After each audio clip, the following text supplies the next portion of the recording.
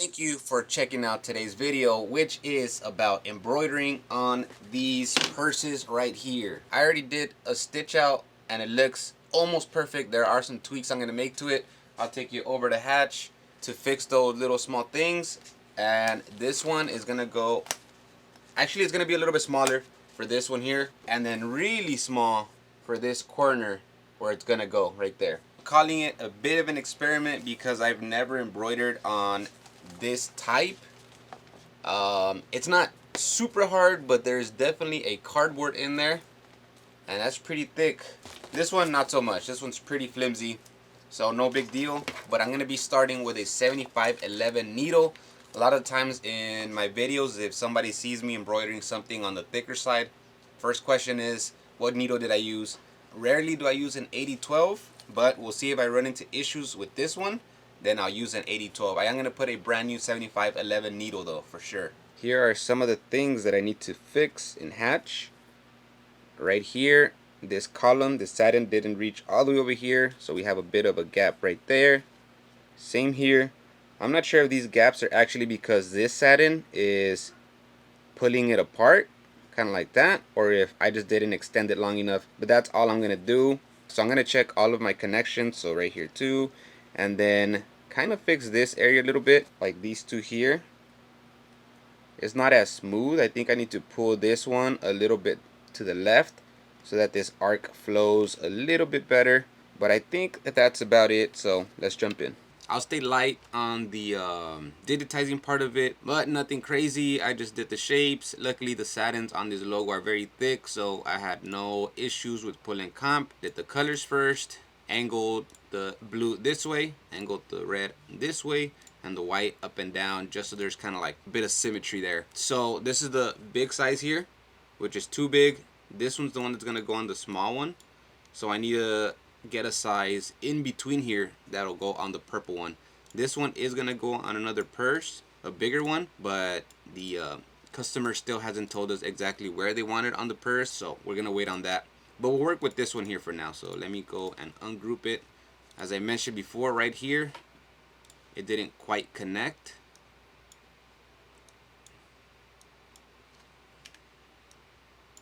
I'm gonna do that one a little bit, and even the bottom one just a bit as well. Since it lies underneath it, I was thinking of only extending the bottom one, but I think we should be fine like this. Looks a little too thick here actually.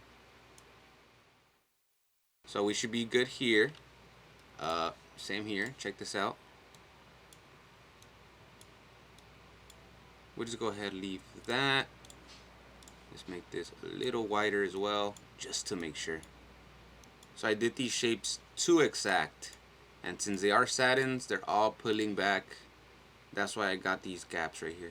Okay, not bad. The other thing I was mentioning was this area here. Right here looks pretty clean, but once embroidered, it did not look as good. It looks like I have to bring this just a little bit down because the direction of this satin, it's pushing out, and that's why it kind of looks like it sticks out a little bit right here. And this satin here is squeezing that way, so double trouble.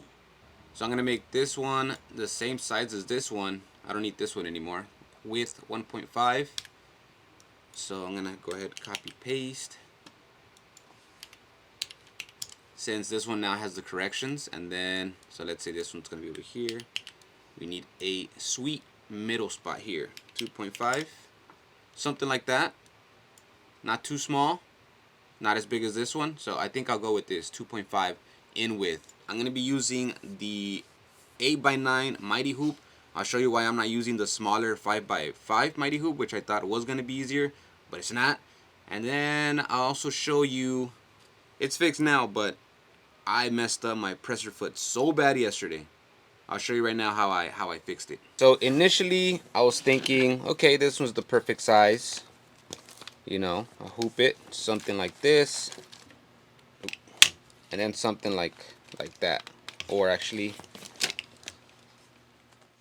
something like this, which is not bad. Like, it still holds the purse pretty good, but the gap here is too much. It's too big.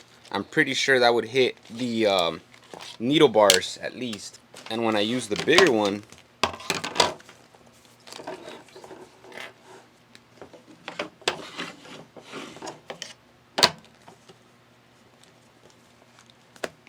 it closes much better, and it's easy to hoop. It's already straight.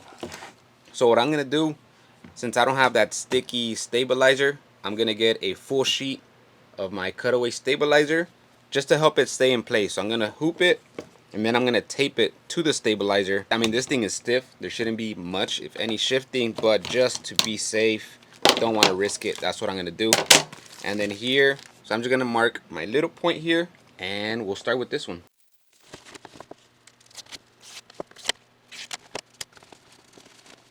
Okay, I'll put my mark on there later. It's not anything that has to be crazy exact, so I'm not worried. Let's get our hoop down here.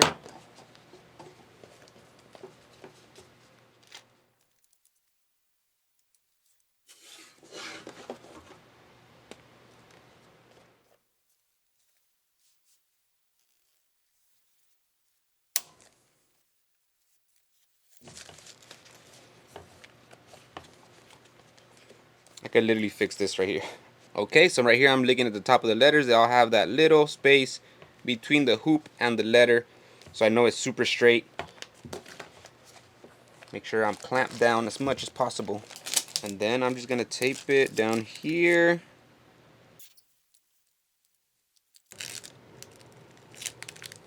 Okay, I'm gonna be putting it this way into the machine, flipping the design upside down, and getting it started. Let me load up the design to the USB, and we'll go ahead and get embroidering. So yesterday, I guess Hatch, it was spazzing out. It wasn't changing my start and stops on it, so I put my start of this design I was doing at the top up here. I had it flipped upside down, but it didn't do that change, and it was still in the middle.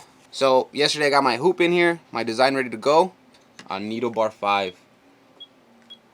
And I'm over here at the edge of the hoop thinking when I do the trace, the hoop's gonna move this way, and you know I'm gonna do my regular trace.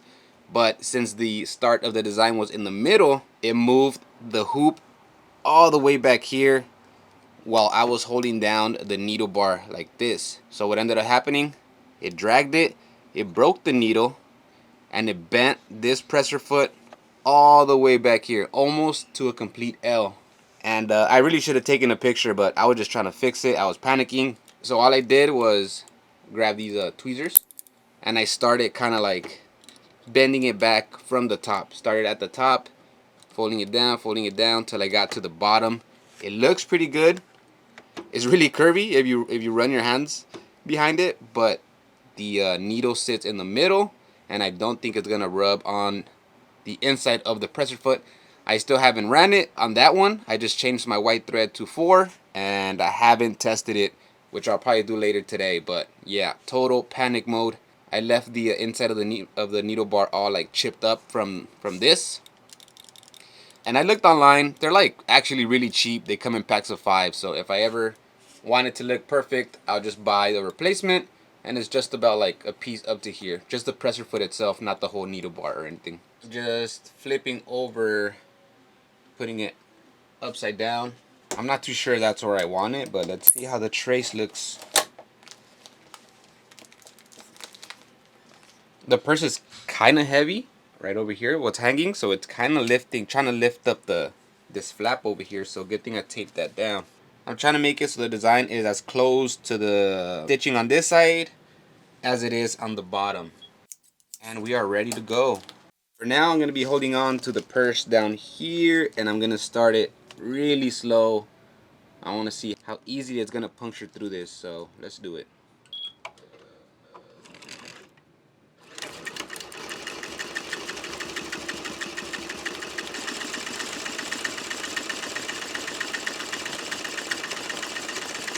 It's looking good.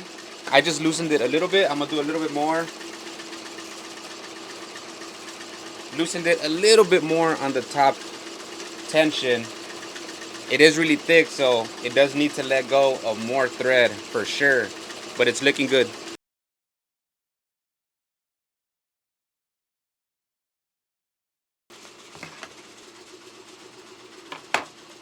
Same deal with this one. When I tried using the smaller hoop, it was hitting right here. Hard to get everything perfect. So using the big hoop just gives me all the space that I need. This one, it is gonna go down the middle.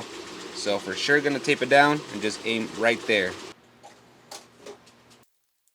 Moment of truth. Bang. One note, only one note on this, but besides that, I like what I'm seeing.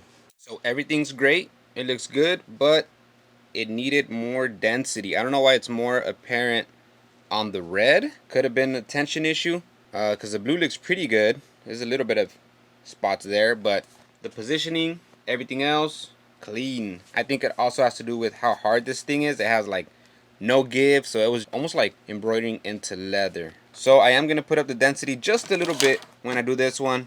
Also because this one has a bit of an engraved texture on there, so I don't want it to be all lumpy and, you know, weird. So I'm gonna do the same thing. I'm not gonna change anything. Of course, it's a little bit bigger, and then just what I mentioned, the density, and let's do it. Here we go with the second one. Let's see, putting that to our mark. Really close to the hoop, but it's good.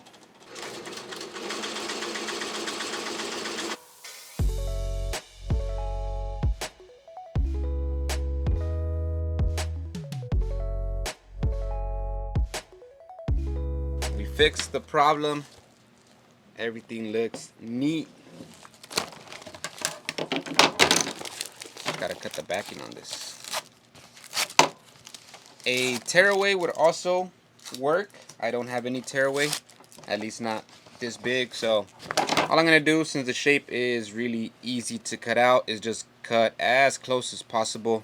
Leave it as if there was no stabilizer at all. But for now, I just go like this. Bam. Simple, clean, crispy. Here's both of them. Oh yeah, let me know if you guys have any other questions or whatever. And as always, a quick reminder, if you're looking to get some Mighty Hoops, use my code in the description to get free shipping. I would not have done this project so easily without them. Definitely not with the round hoops up there, so definitely worth it. But yeah, glad they worked out. It is now 11:01 a.m. The heat starting to rise here in the garage, so I'm glad we're done. I do have that third purse, but we're still gonna hit up the person and see exactly where they want it. I actually, now that I remember, I did not change the needles, so those were used needles. I said I was gonna switch out the 7511s for some fresh ones, so I used Cutaway stabilizer. Tearaway probably would have worked. Mine is a 2.5 ounce, just to tape it down so it didn't shift. 7511 needles, regular needles, not titanium, not the thicker ones, and we had no issue. So thank you guys for watching. Appreciate you. Like and sub if you haven't already. See you on the next one. Deuces.